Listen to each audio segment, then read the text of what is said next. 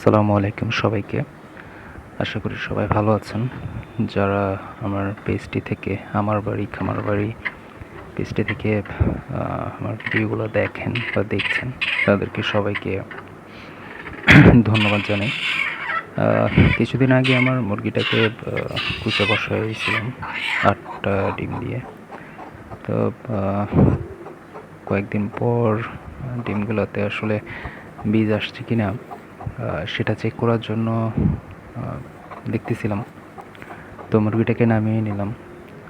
এখন লাইটের মাধ্যমে চেক করতেছি। দেখুন, দেখা যাচ্ছে ক্যামেরাতে ঠিক ভালোভাবে বোঝা যাচ্ছে কিনা আমি জানি না, তবে যতটুকু সম্ভব হচ্ছে আমি চেষ্টা করছি দেখানোর জন্য।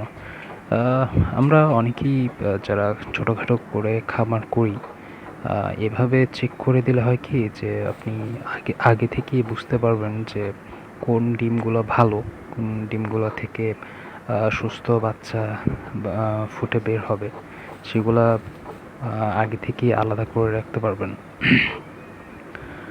আর এর মাধ্যমে আপনার যেমন সময় বাঁচতেছে, ওরকমভাবে ডিমগুলোও চেক করা হচ্ছে।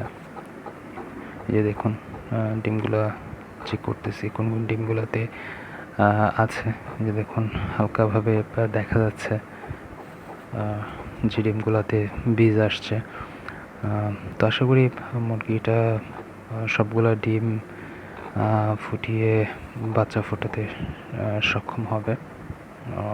এই যে একটা একটা করে দিয়ে দেখাচ্ছি, দেখছেন আপনারা অনেকেই জানেন, তারপরও ভাবলাম যে চেক করতেছি, একটা ভিডিও করি, আপনারাও দেখলেন, আমারও চেক করা হলো।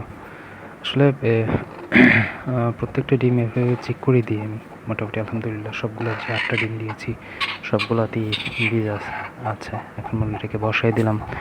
ইনশাআল্লাহ আল্লাহ তাআলা চাইলে অবশ্যই সবগুলো ডিম থেকে বাচ্চা বের হবে।